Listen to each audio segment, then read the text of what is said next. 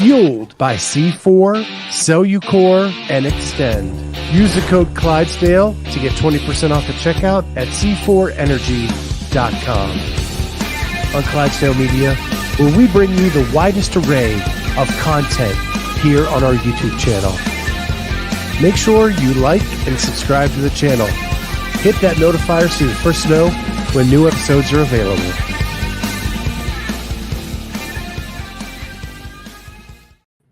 What is going on, everybody? Welcome to the Clydesdale Media Podcast. My name is Scott Switzer. I'm the Clydesdale. I am so honored to have with me Triston Patrick. What's going on, Triston? Not much. How are you? I'm good. Funny story. Right before we went on air, I was actually chatting with Hattie. Oh, really? In DMs, because in researching you, I saw that she's becoming a coach. Yes. And so I congratulated her and think that's an awesome move for her and for you guys. She's just an amazing person. But we'll get into her a little bit more detail as we go through the show. But she said she was going to hop on early, so we might get to see her in the comments. Oh, fun. Awesome. So I'm with Triston. Triston, we talked briefly as we were following Kelly Baker through the season, but it was very specific to Kelly. And so I really wanted to get to know you and kind of your origin story and how you ended up where you are here today. So the first I had heard of you was with Kelly. Okay. I know that you helped coach Greater Heights last season to a CrossFit Games berth. How did you get into that role? Where did it all begin? Yeah, so I was coaching. I co-owned an affiliate down here in the greater Houston area and was coaching there. And as Ascend Athlete was being formed, I got asked to come on board, which I jumped at the opportunity of. That was right about the time where I really turned the page from trying to be a competitive athlete myself and diving really deep into the coaching side of things. I've been a coach a long time, but I had always had my own competitive aspirations. So I got offered to come on board, came on board, started coaching some athletes with Ascend and things like that, got involved a little bit with the team that we had at Greater Heights last year. That was our first Ascend team, and just kind of started to get to know, Kelly and Duncan and those guys and things like that. And then that was kind of the start of that whole thing. So before that, you wanted to be a competitive athlete yourself. Yeah. So I joined, I started doing CrossFit with the goal of going to the games. Yeah. I was overseas in 2015, late 14, early 15. And I saw the games on ESPN and was like, well, I'm going to go do that. Started doing it on my own on the base overseas, just figuring it out. It was not pretty. And immediately, I got back, I went to an affiliate. I started going to classes, stuck around extra, did that whole thing. And that was really my initial kind of thing into CrossFit, was I wanted to compete. But I did have a friend who I used to work out with overseas that was in my unit, and I would help him with his movement with the traditional lifts, like squat, bench, deadlift, all that stuff. And I really enjoyed it. And at that time, I just kind of noticed on YouTube and stuff, everybody who was going to the games also coached typically. So I was like, well, I'm going to go coach and I'm going to train and go to the games. And that was the plan. So you were in the military. What branch? I was in the Army. Yeah. Okay. And were you in a long time? No, I did 4 years. I went in right after high school. My original plan all growing up was to be a career soldier. That was what my plan was. And then got in the military. Some things changed, wanted to go to college, wanted to get an education, and also found CrossFit. And that was before they had the Army Warrior Fitness team, which I'm still a little bit bitter I missed out on. and things like that. So I ended up making the decision to leave the military and kind of pursue CrossFit and coaching and academics and things like that. And you got a degree in like a coaching type occupation, correct? Yeah. I'm wrapping up my Bachelor of Science in Strength and Conditioning. Okay. Yeah.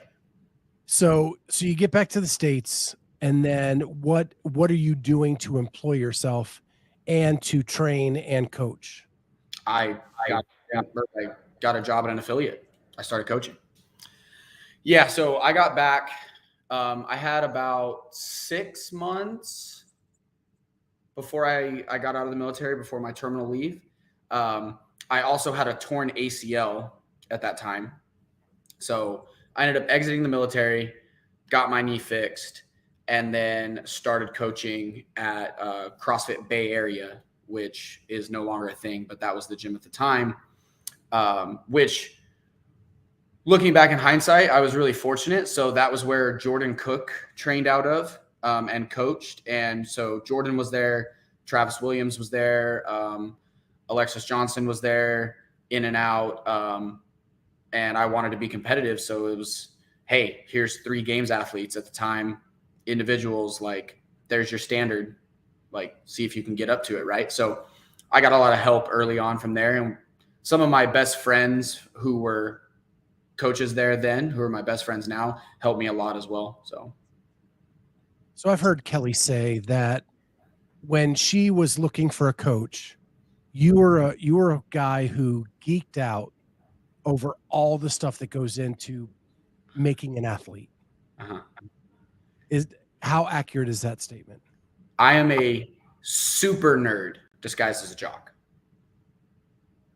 I am a super That's nerd. why you wear the glasses, just so you can hit the persona. So these are blue light glasses, because on Thursday I basically stare at my computer screen all day, and I started to get headaches. Okay. But yeah, I very much enjoy discussions on programming, things like that. Like my degree, obviously strength and conditioning. I've probably done over 10,000 hours of like self-learning in terms of powerlifting, Olympic lifting, like energy system training, down to the cellular level, really. So Ascend is forming. They reach out to you. Were you immediately their head coach? No, that took a little bit of time. So that really came about. So the gym that I used to co-own, Skylab Fitness, which was an evolution of CrossFit Bay Area. So I started coaching there, ended up becoming part of the ownership team there. And then we just had a series of circumstances unfold where we had to close our doors. So we closed our doors. I was coaching for Ascend, but I wasn't in that head coach role yet. And then through kind of that gym ending, I had more time on my hands. The gym Ascend is based out of, CrossFit Greater Heights, is about a 35-minute drive for me. So when I was, co-owning the affiliate, I couldn't get up there that often except on the weekends. But then when we closed, I had a lot more time. I could get up there more and things like that. So those things kind of led to that progression of me going from just like another one of the coaches stepping into that head coach role. And it was also, I would say, due to a little bit of my super nerdiness. Really, like I have these thoughts and frameworks in my head of how we should train people for the sport, how a year of training should look, what does periodization for CrossFit look like, things like that. So I kind of got put in that role to kind of lead through those frameworks and things like that. So I've often referred to you as like a new kid on the block. Yeah. And all the jokes come pouring in every time I say that, because it seems like you came out of nowhere, but really you were putting together building blocks for 6-7 years before this happened. Yeah. I've been coaching a good while, and I also am a relatively aware person because I enjoy, particularly since we're talking about the programming side of things, I enjoy programming. I always have. So whatever training I was doing, while I was chasing my own athletic goals, I was always paying attention. Like, what does this workout look like? How did that feel? Why did that work? What's the structure of the training look like? All those different things. And I paid attention to a lot of that. And I think that helped me learn as I went. And I tried a lot of different things. I've done different programs in the past. I programmed for myself for a year.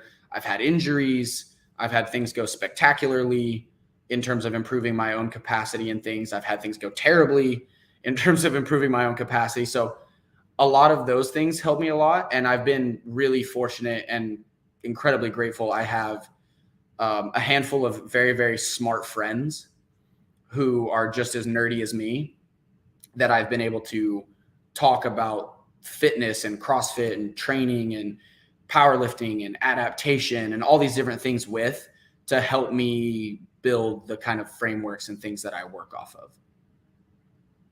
Yeah, I've always said, and actually in my graduate coursework did a whole presentation on, if I'm the smartest person in the room, I need to find a different room.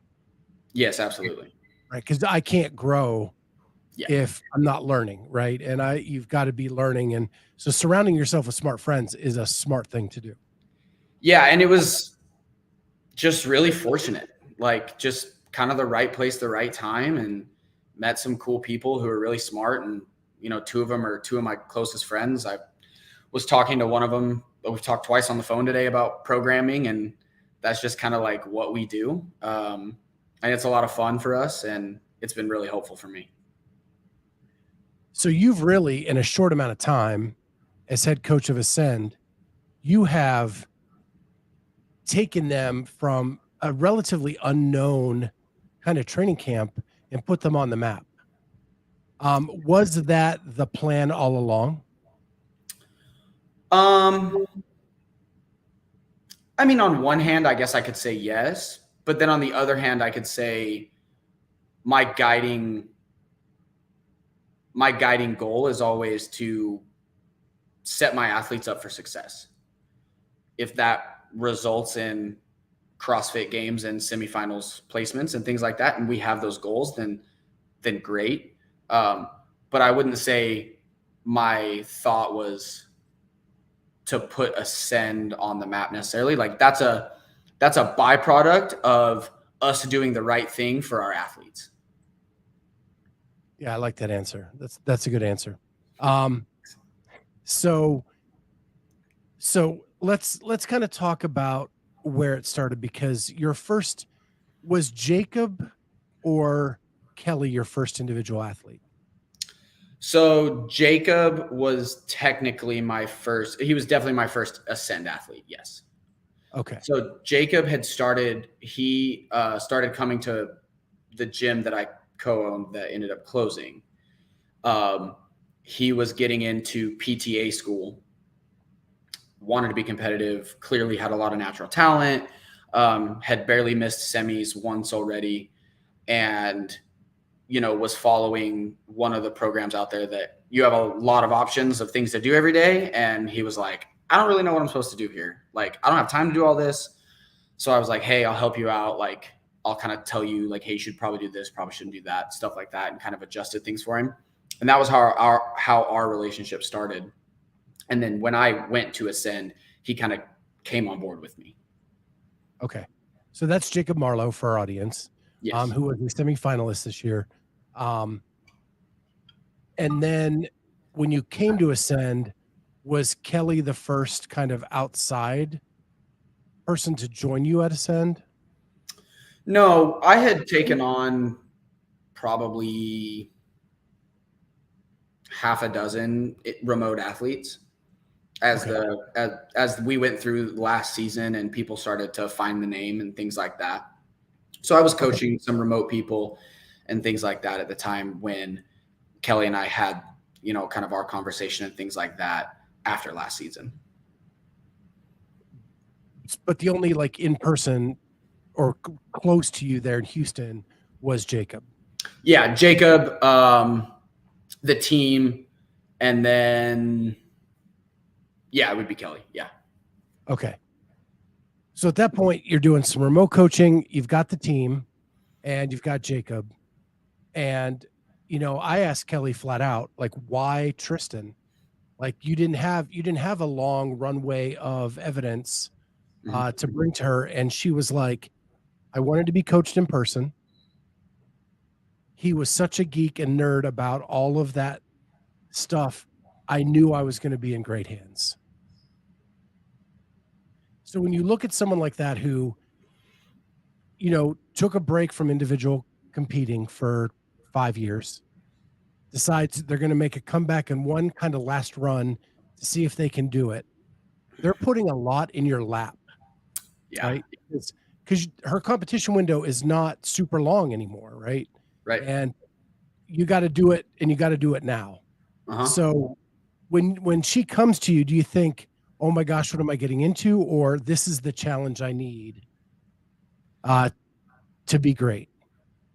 Yeah. More the challenge I need to be great. I mean, I was definitely a little nervous about it, but so this is a lot of the way I think about coaching. At the end of the day, she's just a person. The principles of making somebody faster, fitter, stronger, and better are the same, whether you're Kelly Baker or Jacob Marlow. The specifics of what they might need vary, and the degree of their capacities vary, right? But the principles of training somebody are the same. Like, there's ways to make people stronger. And the ways are many, the methods are many, but the principles are few. So I was like, okay, I'm going to apply these principles, and I'm going to make damn sure I'm doing it right. And the rest should take care of itself. So let's talk capacity, right? We talk about that with athletes all the time. You're a coach, you're coming in, and you go from 0 to 80, where you went from no semifinal athletes last year to now you have, 5 individuals and a team? I had 5 individuals in the East, 5 individuals in the West, a team in the West, and then I had a lady on a team in the East. So, 0 to, maybe 95. Yeah. So now it's capacity. Now you're confident in your knowledge and what you know. Now you've got to apply it to what? That's 10 different personalities? Mm-hmm. Yeah. So walk us through what that thought process is. In terms of the planning and preparation, or actually at the event? Planning and preparation. All right. The event we have is a whole nother section of this stuff. Yeah. So I think really communicating to them why we're doing what we're doing.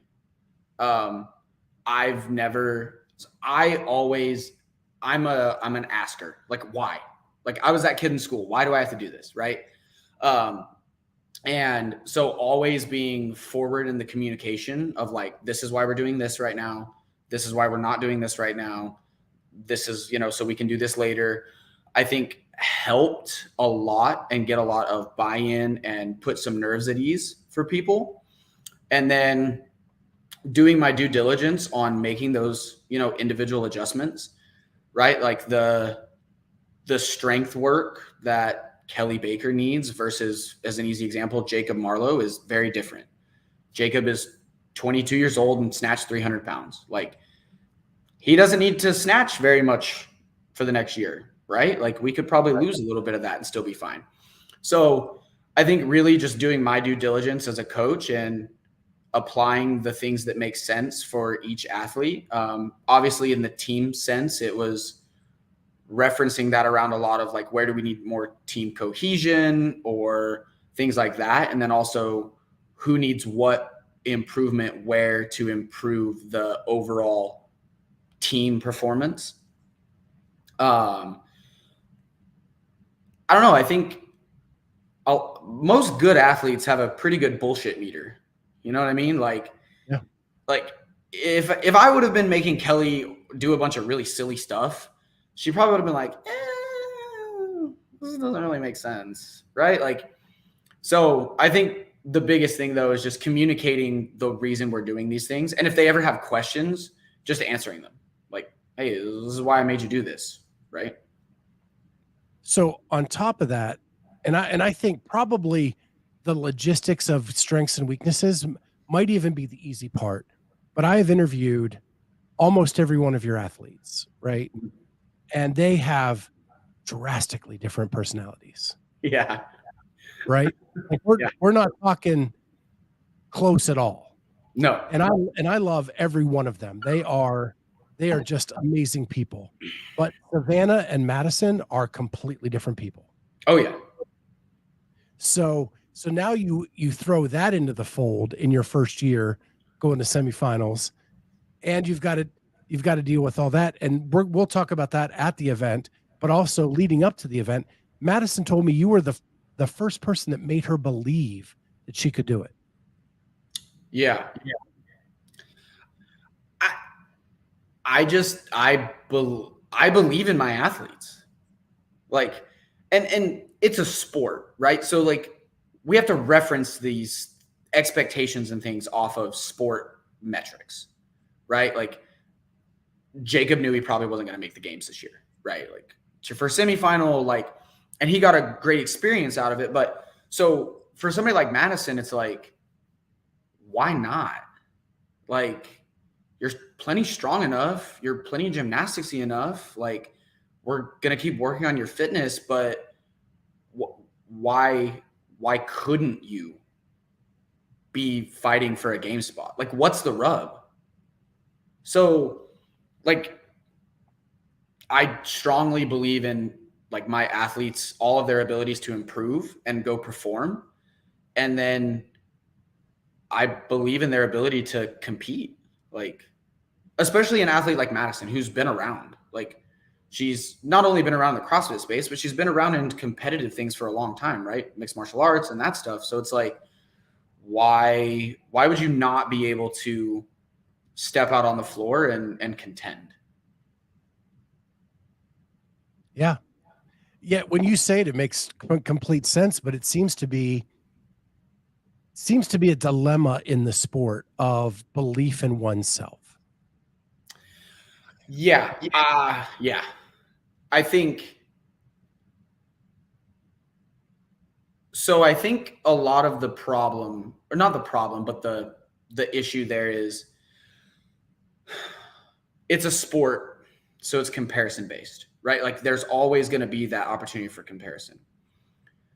We know constant comparison is a massive issue in long-term progress, right? You can't, because psychologically it's just going to beat yourself down. You're never going to appreciate your own improvement if you're always chasing the white rabbit, right? And most of the times there's always going to be a bigger fish. So I try to leverage back on looking at people's own improvements, right? And that for me goes back to my job of like, my job is to make your physiology better than it was, referenced against the sport demands. And then that over time can help give them a little bit more confidence, right? They see they're running faster. They see they're lifting more. They see they're feeling fitter than ever, and they're recovered and their joints don't hurt or whatever. Yeah, the psychology side of the sport though is really hard on athletes, especially just depending on their individual personalities, because not only is it, like I said, there's a leaderboard, like you're going to get weighed and measured at some point, but there's also social media and there's also off-season competitions all freaking year. So it's like, you're always getting, like, if you expose yourself to it in a negative way, you're always going to be able to see like, oh, I'm not there yet. I'm not there yet. I'm not there yet. I'm not there yet. So I just try to always give them a lot of perspective and keep them focused on what we're doing today, right? Because I assume that responsibility.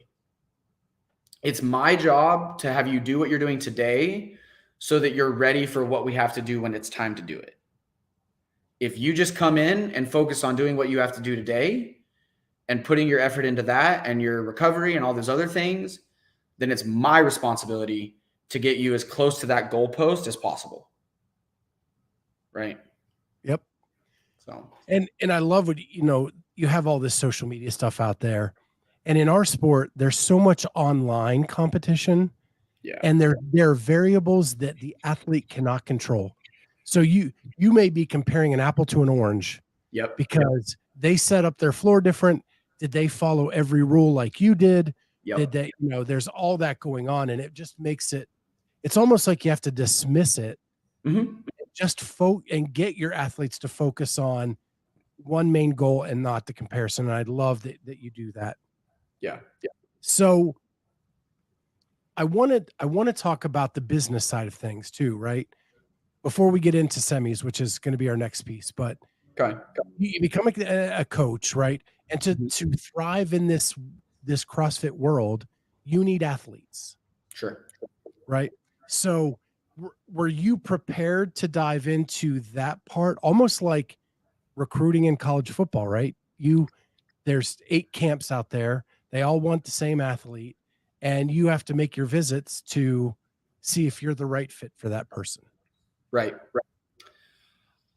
I would say I have a terrible social media strategy for myself. I'm not a social media wizard by any means. I just try to communicate what we're doing. I mean, if you look at my social media, most of my last recent posts are posts of my athletes or that they've collaborated on. So it's on my feed of them doing what they do. I don't know. I think. So let me try to make it easier on you. Right. Okay. You and Kelly go to the Fittest Experience. Mm-hmm. Kelly wins. Right. Right after that, you get Savanah and Madison because they were there. Is that your marketing approach, to just let people see what you can do, and if they're interested, be available to them? Basically. I mean, so the two things that come to mind on this topic is social proof, right? You have to have social proof what you're doing works, which thankfully, like, that has happened. So I don't look like a crazy person. And the second thing is, and this is a principle I heard from a guy named Dr. Jordan Shallow. He's a fitness guy, physical therapist, this, that, and the other, but performance is the proxy. He said that. And I have it written on like all of my spreadsheets when I'm programming. Like, my job is to increase your performance, my athlete's performance. If that happens and leads to the success that we're looking for, like you said, people will notice. So let's go to semifinals, because I think I could talk to you all day, and I want to just keep this moving a little bit. Yeah, and that is, let's start with the team. So you have Team Einhorn CrossFit Ascend. Yes. Yeah. They finished 9th in the West. Going in, is that where you believed and they believed they would finish? Did they finish higher, lower? How did that go for them? We knew that we would be contending for a place, but we also knew it wouldn't be a guarantee. So the goal for them was to qualify, right? Like, that was our goal. We wanted to go to the games, and having them come in 9th was even a little sweeter than if they would have come in 10th and just qualified. But, we just knew that it was going to be hard. We came in 16th out of quarters before a penalty. Penalty dropped us into 23rd on one of our workouts. So starting the weekend in the second heat, it was like, hey, we got to go to work today to get ourselves out of this heat and get up where we need to. And I could not be more proud of how they executed that weekend. Like they did exactly what they needed to do as a team and individuals, and they earned their spot, man. Like being in the third heat or the second heat of the day for the first event, putting up an 8th place, like no better way for us to have started that weekend. And, you know, we had some events that were tough for us, and they did a great job of just kind of taking it on the chin and moving on to the next one. And I'm so proud of them. So it was a new format this year at semis where the teams got their own day on day one, and then individuals joined them on day 2. Teams finished on day 3. Individuals had their own on day 4. So you start your weekend with just your team. Yep. Was that a good way to just kind of get your feet wet? Just be able to work with them and kind of get the ball rolling before all the chaos kicked off on day 2 for you? I would say so. Yeah, it was kind of a soft open to it a little bit. But yeah, it was I mean, I think Kelly, if I'm remembering the days right, like she checked in that day too, and all that stuff. So, but yeah, it was a good little easing into the weekend, because definitely those middle 2 days were the busiest days. So Jeffrey Birchfield asks, Einhorn is in New Braunfels. Is Triston from there? No. So I'm out in Houston. If we're talking where I'm from, I'm actually originally from New Mexico. Okay. And then one of your athletes just said, hi, Triston, we've gotten friends. So you get the team off to a good start. Yeah. Then, so how does it, as a coach, like you probably already have your coach's badge because you check the team in early. So do you need to be there when the athletes check in, or? So I did not get the team's coach's pass. They have a good friend who helps me out a little bit. He's like my eyes and ears over there. He got their coach's pass, and then I waited to get Kelly's coach's pass. Okay. And the biggest reason I did that is I wanted to make sure I had Kelly's pass, so that if there was any weird curveball rules about appeals or anything weird, that I had her pass and was her coach for anything that we had to handle together. And then how does it work with all the other athletes then? So my fiance actually took Jacob's coach's pass. Ironically, she also coached him at the Fittest Experience. So she had done that a little bit before with him. We had spoken about that. He was comfortable with it. She knows her way around CrossFit. I coach her actually, and she is a physical therapist. So she took his pass. Madison's boyfriend took her pass. Tyler, Savanah's husband, had her coach's pass. And then Jake had Hattie's coach's pass. And the way I kind of tried to manage things was everybody had their warm-ups readily available for them to warm up on. And like Tyler, Jake, Courtney, like they had those as well to help put them through if I was not available to be helping them warm up and things like that. And then the only real time that it was a pain, so to speak, was I would be usually having to warm up Kelly and be with her kind of in the back, moving to the corral, while Hattie or Madison or Savanah were competing. So I would like warm her up, or if she was like not going to warm up yet, I would run over there, watch their event for as much as I could. Then I would run back and warm up Kelly, be there with her through the warm up process and all of that stuff, and then go watch her event. So I definitely had a lot of help, but I tried to make it as streamlined as possible. I had everybody's phone numbers, so if anything weird happened, they could text me, call me, whatnot, and I could be there as quickly as I could. What people may not understand who were not there is the athlete warm-up area and the event area were 2 buildings apart. Yeah. So you literally had to go, unless you got access to like the freight elevator and the tunnel, you Right. had to run outside down the sidewalk to get to the athlete area, and then out and up the sidewalk back to the venue Yeah. to get back and forth. So that was a lot. You put in a lot of steps that weekend, I'm sure. Actually, I walked enough that weekend that for the first time since I got out of the military, my feet hurt from walking. I got like 30,000 steps several days. That's crazy. Yeah. So, and I got to tell you, as a media member, right, we almost have to, because we're a small media company, we have to almost make the conscious decision that we just can't cover teams, because we have to have time to upload, time to do all these things. I can't even imagine. There were times you had to go like 3 hours straight. Yeah. I drink a unhealthy amount of Jocko Go that weekend. Okay.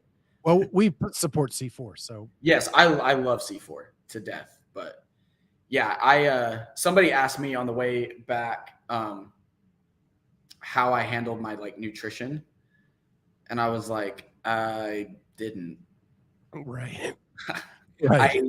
I ate a handful of snacks throughout the day that I stole from my athlete snack bags, and then I would eat as many calories as I could when I got back to the hotel before I fell asleep. Yeah. So you talk about warming up athletes, making sure they have all that. Do they know their strategy going into the weekend, or are you talking about that at all based on what you see on the floor? So for most of them, they had a good idea of how they were going to approach the workouts based on how we did it in testing. Again, this kind of leads back to that point earlier, like what you can do is only what you can do, right? You can maybe make some little tweaks and adjustments, and adrenaline is a great drug in the moment and you're racing, but it's a metric-based sport most of the time. So they knew kind of their game plan in terms of how to approach each workout. They knew how they felt. We had done some intervals, and we tested them as well. So, but definitely was something like we reiterated and discussed and things like that in the back, more so just so they knew that that was the plan. And we talked about the plan so they knew what they were doing going in to kind of ease the nerves a little bit and things like that. But yeah, not a ton. I'm trying to think if there was any really big adjustments strategy wise for the indies that we made, or even the team. I don't think so. I guess my thought process is, right, going into Orlando, we didn't know what the sled was. We didn't know the rock complex stuff, right? You had maybe 3 or 4 days to kind of discuss that before you leave for Pasadena. Yep. So you had a little bit of an advantage over the coaches in Orlando. Oh, definitely. Yeah. Yeah. We definitely played with the ruck a little bit more leading up to semis.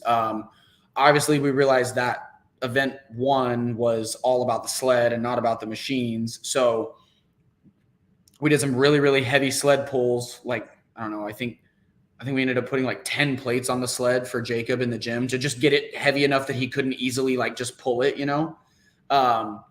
and then also just discuss like, hey, let's pull these paces back probably. Like, we know this is going to be a lot more taxing.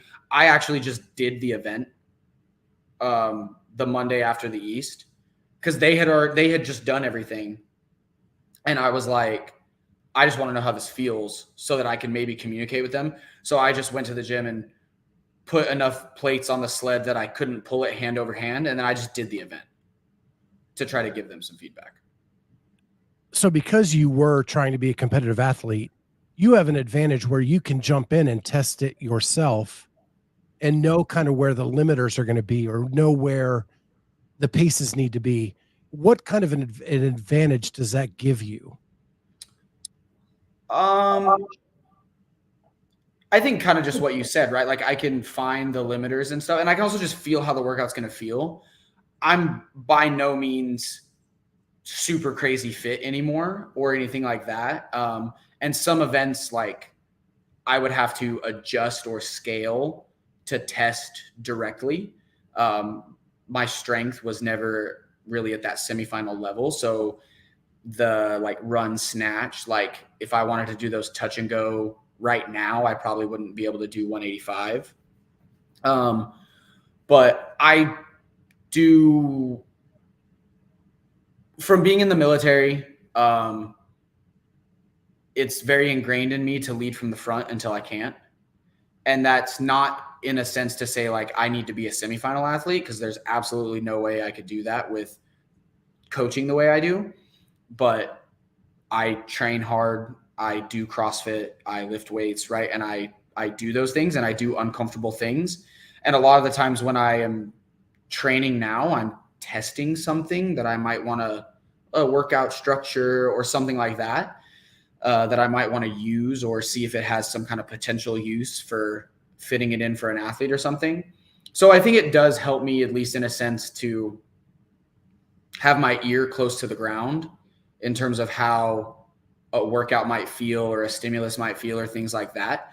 And I don't think that's something that all coaches need, right? Like, I don't think Justin Kotler needs that, because he's been in the game at this level for so long that he just kind of knows like all those things at that point. Like, I can look at a workout and have a pretty good idea how it's going to feel, but we all miss sometimes, right? Like, we can say, oh, this workout's going to get your grip. And then you go do the workout and you're like, actually, I just can't breathe. So yeah. I do think it helps me. And I do also think it helps me be more creative. Yeah. I mean, our gym owners test the workouts themselves before they give it to the affiliate. Like, yeah. Right. They want to make it the best workout possible for just the average everyday CrossFitters. Yeah. So it only makes sense that you would do that. That you would do that on your behalf for your athletes. Right. If you can. So I get that. Yeah. So we talked about the team. Then now your one male athlete is Jacob Marlow. He finished 27th for that weekend. He's only 22 years old. Yeah. Which in the men's division is super young. Yeah. Yeah. He finished 27. Had big finishes on the snatch and Linda. Yep. You said he was a strong athlete. That makes sense. Yeah. Did he get everything he needed out of that weekend, being 22 years old and just having that experience? 100%. 100%. So I'm assuming that his offseason is engine. Oh, yeah.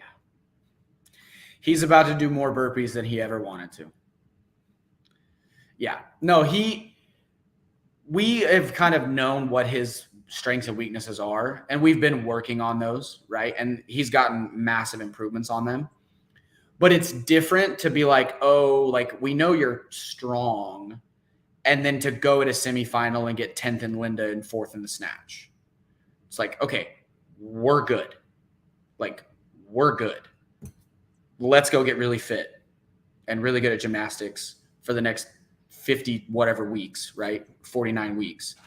And that's a great thing you bring up. When does your off season start with your athletes who did not make the games? So the ones who are back into the gym, they're literally in their like first or second week. Okay. And it's very low volume in totality.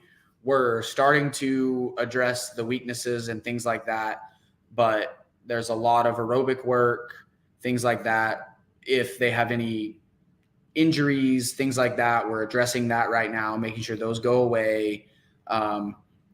Not letting them spend hours upon hours in the gym, trying to get them kicked out of the gym for a little bit so they can go have a life, and things like that. So it's a individualized process for sure, in terms of, you know, you have those athletes who you try to get them out of the gym and they're just like, no, I'm going back to the gym, which has its own strengths and weaknesses. But for me, it's very much just trying to make sure we're not in the gym too much right now.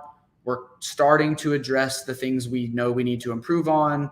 We're addressing our base gymnastics. We're addressing our, low intensity aerobic conditioning, our capacity, all that stuff, to start setting up the foundation to really build upon in the next kind of preseason.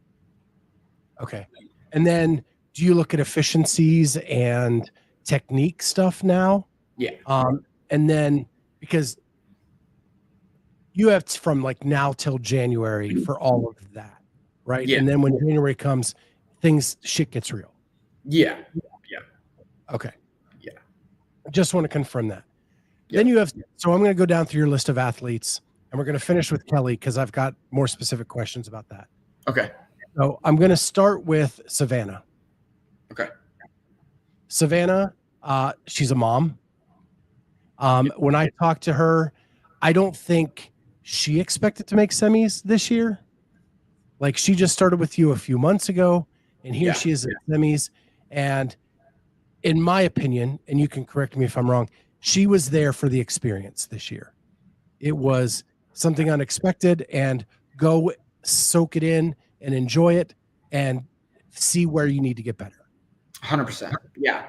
We had to, like you said, we didn't start working together until after TFX.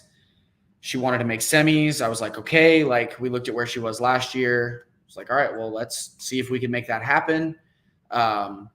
Didn't really know because she made a really big jump, like you guys discussed on when you had her on. So it was like, we didn't really know if that would turn out the way we were hoping, but she freaking pulled it off. And I don't know if she told you this.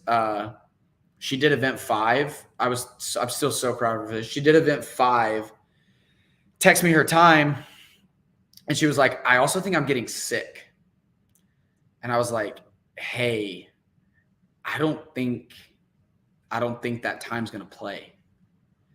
She was like, okay. She went back into the gym the next day sick and did it like a minute faster. She's a rock star, man. Yeah. Wow. Tough as they come. And that's at the quarterfinal level. Yeah, that was at quarterfinals to make sense. So, but yeah, she learned, obviously learned a ton, which some of those lessons are kind of hard learned, right? Like doesn't necessarily feel good at the time, but we talked, she took a lot away from it. We learned a lot in terms of some things that we can really focus on that will help for, next year and things like that. But I was super proud of how she did. Yeah. And you look at like the leap she made from January to May. Yeah. Like that's got to give you optimism going into the next season. Yeah, definitely. Definitely. So then we go to Madison McElhaney, who has become one of my favorite people in the world. She's awesome. She's just a complete badass who is so talented in so many different ways. But when I got to interview her at the event, and she was having a full-on asthma attack when we talked to her. Yep. So now you have other variables coming in to coaching. Yep. Now it's not just her performance on the floor. It's now she can't breathe. Right. So walk me through what that process is like. Yeah. Obviously it was like, first thing is like, are you okay? Like, how bad is this, that, and the other? Just because I don't have a reference point for how bad that asthma attack was versus normal asthma attacks, those kind of things with her. But yeah, she had an asthma attack, obviously took the wind out of her sails a little bit in terms of the performance for that weekend. But she and I, talked. We hadn't also been working together very long. And she had already made a lot of strides in her fitness and her, performance. So we just kind of had those conversations and was like, all right, well, we're going to move through the weekend as best we can after this has happened, because we can't change it now, and give it hell for the next 2 days. And then we'll reset and refocus and kind of go from there. And I think the reason she's one of my favorites now is like I was having asthma attacks that weekend. Like that air quality was not great. Right. Yeah. And And I empathized because I was there with her. Like I had attacks throughout the weekend. Yeah. But I think the thing that was cool for me when I interviewed her was she was ready to kind of give up on CrossFit totally until she met you. Yeah. And I don't know where she is today after that weekend, but in our interview, she was like, I'm gonna pursue this a little bit longer. And I know now, according to her Instagram, she's working out early in the morning because she got a new job. She's had to adjust a lot of things. Yep. So how does that change what you do with her moving forward? Biggest thing is it's convenient right now in the sense that I don't want her in the gym for hours upon hours at a time. So the fact that she can't be in the gym for hours at a time is kind of makes my job easier. But right now for her, she has a pretty set framework of things that she needs to improve on. She's a little bit like Jacob. She's very strong. She's very good at gymnastics. One of our focuses, though, is really learning how to manage the asthma as much as we can. She came to Houston and did all of the semifinals events and was fine. And our air quality is not much better than Pasadena's, so that's something she and I have discussed and really want to dig into over the next year is what steps can we take to be proactive to make sure that this doesn't happen again on that weekend when it matters the most. Yeah. And that makes complete sense. And asthma, like I'm trying to figure that out myself. And it's not an easy thing to pinpoint. No. So then we go to another, and you have like all my favorite athletes. Hattie Kanyo. It just seems like she's right there on the edge. Like she's so close.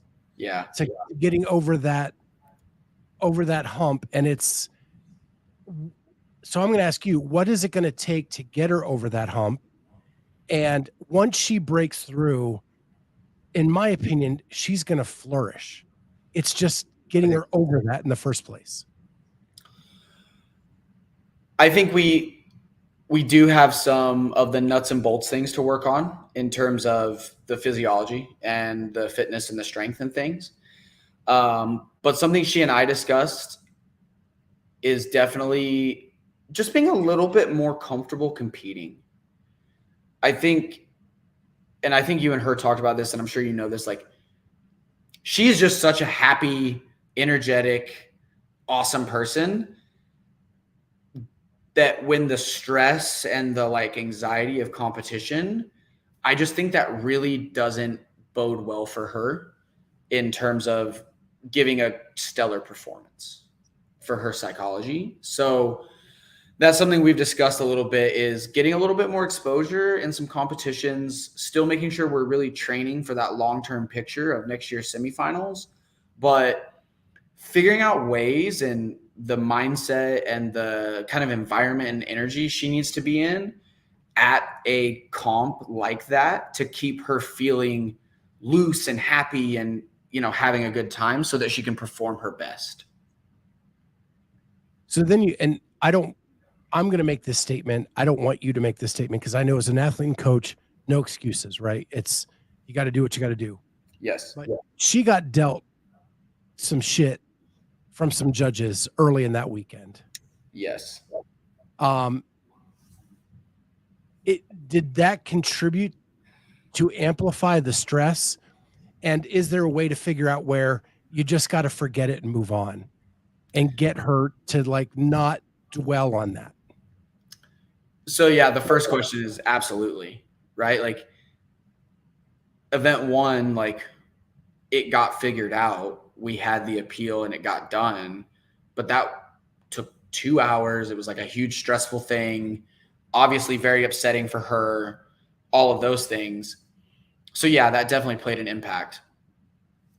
The second question didn't go very well either. No, that didn't go well either. Yeah, day one was just fucking tough. Right. for Hattie. It was fucking tough. The second, like, how do we kind of learn to move on from those things?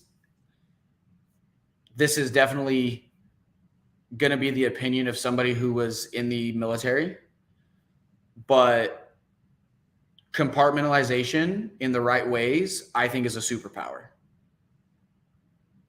Yes, we need to deal with the emotions and all those things, but we know that the body has physiological responses to emotional inputs, right? And those things.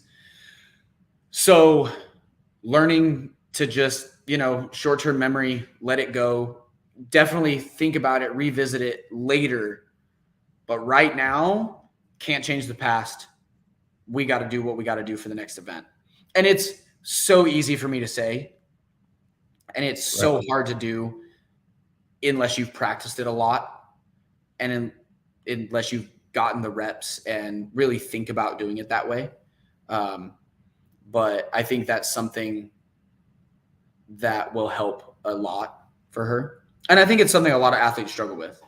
Oh, when I was a Division I swimmer, I could not compartmentalize. When I was a baseball player, I could not compartmentalize. Like I get it. Like I can empathize with them because I was not good at it. I sucked bad at compartmentalizing my emotions. It's hard. So then we get to, and so you said there's some nuts and bolts to work on with Hattie. Mm-hmm. Are you optimistic that next year she's going to be able to clear that hurdle? Yeah. I think she's going to be a problem next year. Because from the nuts and bolts perspective, for me, I didn't really start helping and training Hattie until a couple months before a month or so before the Open. So, and that is, I guess, where the super nerd in me comes out, and I just like go like this because I'm like the things I can do in a year with somebody on the nuts and bolts side, because all these things play into each other, right? It's like if we get better at the nuts and bolts side and we're doing better in events and competitions, it's real easier to stay happier, right? Yeah. So you don't want to rob Peter to pay Paul. So we want to work on all those things. Yeah, and the more confident you are on each element of what may pop up, the more happier you'll stay because you don't dread anything coming down the line. Right. So then we move to Kelly, right? The person we've been following this whole season, and I got to say, I was nervous as hell day one. Like it did not start the way I thought it was going to start. Mm-mm. So I will say, as a group, we had a slow day one. Event one, I saw going very differently in my mind. Me too. That fucking sled, Scott. I know. But yeah, didn't go. The last thing I'm going to say, because I'm not here to this is not a show to complain. Totally. But Jamie and I are there. We're walking down the floor, and Jamie's pointing to me. That lane's going to be a problem. That lane's going to be a problem. And if you can do that before a sled has been pulled, and then she hit it dead on every time, there's a problem. Yep. Event two for Kelly honestly wasn't, from a performance perspective on what she's capable of, was not bad. Like she did well for like her and I's expectations on that event. Yeah. The thing with the nervy part, as you kind of said, is like Kelly is, in my opinion, the model CrossFitter. She's not bad at literally anything. Anything you could make her do. She's in a field of 60 or a field of 100, she's going to do very well. The reason that's a nervy thing for somebody like myself at a semifinal is the point system doesn't reward that. So, yeah, definitely day one was a slow start. So then I think she picks up a little bit on day 2. Yeah, we knew the run snatch run would be good for her. She would have snatched 200 pounds if she would have had another 90 seconds, if that, which would have been huge. Her snatch has come a long way this year. And then, Kelly's a great runner, especially that kind of shorter mid distance, sprint style run. I don't mean to throw any shade at anybody, but I still stand by if that would have been a foot race, she would have won. I'm getting a little feedback here. Oh, you were cutting up just a little bit. Oh, my bad. Did you hear what I don't mean to throw a little shade, and then you cut out. Then it cuts out, right? No, I think if that 800 would have been a foot race, I think she would have won. Yeah. Because she is a much better runner on the actual ground than an air runner. So. Yeah. But yeah, definitely a lot of air runner issues this year. We don't need to get into all that. I've seen, yeah. But no, yeah, we definitely picked up a little steam going into the last day, which was needed. So that last event, and I'm invested because we're doing a documentary, and I'm at risk of having nobody go on to the games, right? Right. And so I'm dreading this, and I've gotten to know Kelly, and she's just like the greatest human ever. And so before we go on to my near-death experience, okay, I do want to give her, I don't even know if she's going to watch this, but I want to put this out there for anybody who listens to this. Her event 6, she performed that workout that day over a minute faster than she did in testing with regular legless rope climbs. And I am so proud of her for that performance, and was then and still am right now. And that kind of a game day performance. And she and I talked, she probably could have went a little faster. She was a little bit conservative. And in retrospect, she needed that. Yeah. Well, yeah. Yeah, definitely. So I just wanted that kind of a game day performance from an athlete at that level, was so big. And as you said, she ended up needing it a lot. But yeah, so event 7, when I lost a day off my life. So she's doing really well on the event. Mm-hmm. As a shorter athlete, the Echo Bike is never something you want to see for a shorter athlete, but she's doing great. Yep. First 2 legs, no problem with the sandbag. Yep. Gets to that last leg, gets about half to 2/3 of the way down the floor. Sandbag drops, she trips, she tumbles, and now she's got to go back and pick it up again and start from scratch and get it to the end. Yeah. Had a heart attack. And again, not as invested as you are, but so I am sure that you have lost your shit. I was just damn. I couldn't be mad. That's just sports, right? Right. And she fell, and I was like, fuck. And she got up, and she picked it up quick and got across the line. And she looked over at me and was like, what's my points? I'm over there with a notebook, Rain Man, trying to figure out, I had times written down from the previous heat with Danny and Bailey. And I didn't have all the times. They didn't have all the times in the computer. And I just couldn't do the math fast enough and be certain. And I just looked at her and I was like, I don't know, but it's okay. It's okay. So she says on Savanah, that she looked over to you. You were like, it's okay. It's okay. She thought you meant She's good. she's Yeah. good. No.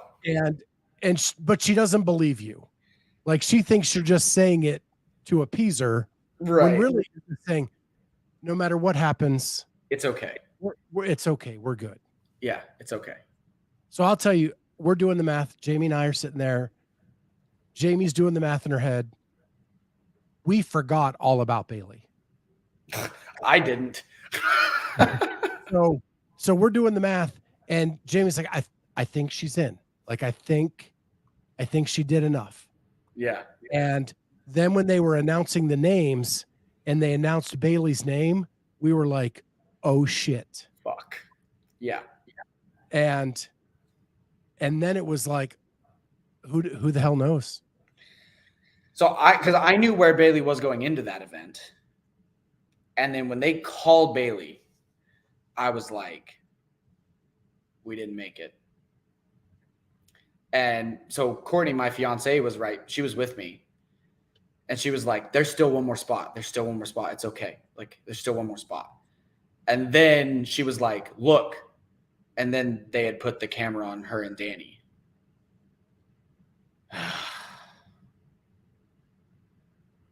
And then they called her name. Thank God. Thank the good Lord. Yes. Yes. So they call her name. Now the emotions inside of you have, I'm assuming, switched completely to elation, joy, all of that. Yeah, just over the moon. I had no voice left, and I yelled like as loud as I could. I probably sounded like a dying cat or something. Like I just like, yeah, just the relief too for her, like how gut-wrenching that would have been, like the work she's put in, and then to not make it because of something like that, you know? So apart from that, and apart from all the drama that goes on there, because we're running long, I'm trying to like, oh, you're good. This up a little bit. Yeah. Is that you have a woman tried to make it as an individual for a few years in the teens, decides to go team, never makes it to the games. Comes close, but never makes it. Goes team, gets to the games. And then this year she decides, you know what? I want to see if I truly, honestly put my heart and soul into this. Can I make it as an individual? Mm-hmm. Works her ass off, kills every level, open, quarters, as you're getting there. And then she gets to semis, and it comes down to that last moment. Like it's an Eminem song. It's like everything you ever dreamed of, everything you wanted. This one moment in time, is it going to happen or not? Right? Yeah. And it does. And like I have goosebumps right now just talking about it. Oh yeah, same. Yeah. Because she has accomplished this goal that has been part of her life for 10 years, and it sat dormant all that time. Yeah. Well, and I told her the biggest takeaway that she should take away, and I think anybody should take away from what happened, is because there were people who weren't sure if she was good enough, this, that, and the other all season. The biggest takeaway that should come from Event 7 is Kelly Baker was fit enough and did enough in the first 6 events to have a colossal fucking conundrum and still make the games. She did. Right. So, like, she's legit. And you have to say, like, she had the composure to fix it in the moment fast. Yeah. Like, yeah, it was a huge mess up, but she got back on that bag quick and didn't lose her head, didn't like sit on the ground and cry, didn't like, it was instant, boom, boom. And the competitor in her that was able to do that in that moment says a lot about who she is. Yeah, she's a savage, man. So now you have 6 more weeks of working with Kelly to the games. Yeah. At this point, I mean, can you tweak anything, or is it just getting a little bit better here and there, preparing for like those unknown objects, those crazy swim things, all of that? Yeah, so definitely a little bit more of the getting ready for the odd stuff, the swim, the kayak, the bike, all that stuff. Also, a little more of the odd objects, axle bars, yoke, that stuff. But with it being such an unknown arena, the goal is to be what it always comes back to, right? As fit as you can be, as strong as you can be, in as many different modalities as you can be. And we got to be an athlete with whatever they throw at us. And just try to be prepared for any of the odd stimuluses and odd things that might come out. What are you looking forward to the most? My guess, and as knowing Kelly, she's going to get to run at some point. Yeah. During that week. Yeah. And she's going to show like how great she is in that. Because you said like she's that prototypical CrossFitter that is not great at anything, but not bad at anything, and is just really damn good at everything. Yeah. But she can run. She can run, dude. I'm definitely excited for her to run. I'm definitely also excited that typically there's just more running in everything. You run across the field to the finish line. You run down the field and all that stuff.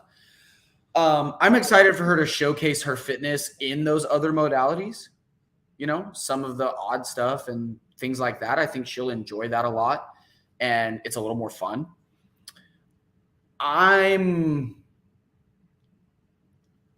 hoping and excited we finally get a classic CrossFit pain cave workout. Because there ain't many women on the floor who can hurt like Kelly Baker. And we haven't seen that. It really, if you take out shuttle runs and burpee pull-ups, we really haven't seen that. And is that truly a pain cave? Like, I mean, I'm so anti shuttle runs right now. I'm with you. I think shuttle runs, we could just put those to bed for a while. I mean, it was probably the most pain cavey workout we had, unless you got back on the rower on the first open workout, because then that sucked. Yeah. But yeah, I'm excited to hopefully see a little bit more classic CrossFit.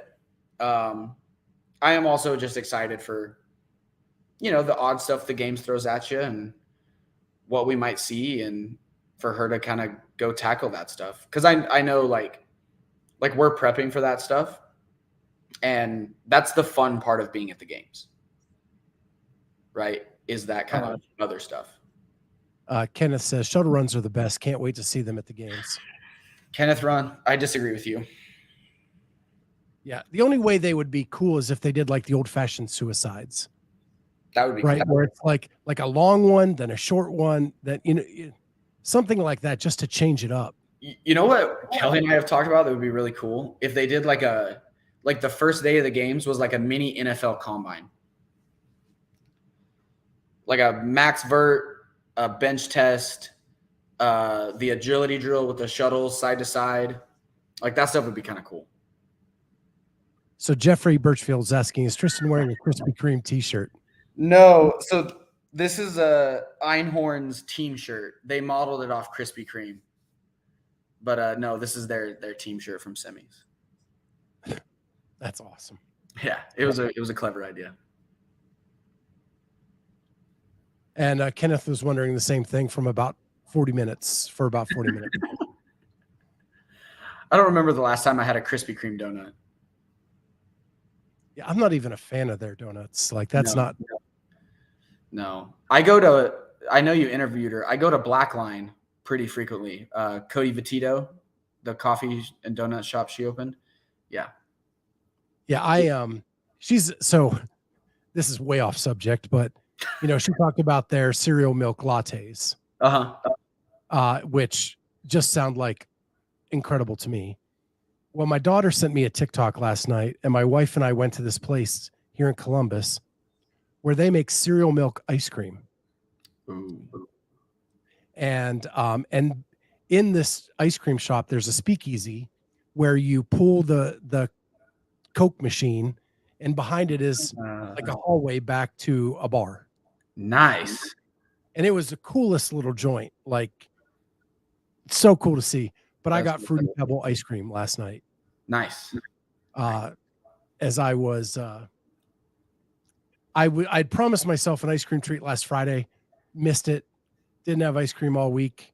I was like, you know what? I'm going to go try this little joint. And I got me some Fruity Pebble ice cream, and it was delicious. Fruity Pebbles are the best, dude. So, sorry. Oh, you're good. So with that, well, I want to thank you, Triston, for being on. Like I said, you are crushing it at the coaching game, and I'm sure like you're going to have people lining up at your door. Is there a bandwidth you have to at some point just say, I can't do anymore? Yeah. I mean, I definitely can only take on so many athletes at a time, especially for the level of communication I provide to my remote athletes who aren't here. So yeah, there's definitely a bandwidth limit. But I would say if you like what I do, that is what we do at Ascend. So you may not be able to get me right now, but we have plenty of amazing coaches, Hattie being one of them, Mahmood, Kerry Tobias is one of our coaches, who would love to sit down and talk with athletes who might look for some one-on-one coaching. And the methods we all use are the methods that I've been using this year. And correct me if I'm wrong, Kerry was on the team with Kelly last year. No, Emily Tanner was on the team with Kelly last year. Yeah. All right. Yeah. So many athletes. There's a lot of, dude, you're good. You're good. Yeah. Well, it's been a treat talking to you, Triston, and I am sure I will see you in Madison. Yes, sir. When we were up there, and maybe we'll chat before that, but it's been awesome getting to know you and how this all came to be and how much improvement you got out of the 10 athletes that you took to semifinals this year. That is just a staggering number for a guy in their first year really coaching elite athletes. Thank you. I appreciate it. And with that, hey, everybody in the chat, thank you for joining us. It's been awesome. And we'll catch everybody next time on the Clydesdale Media Podcast.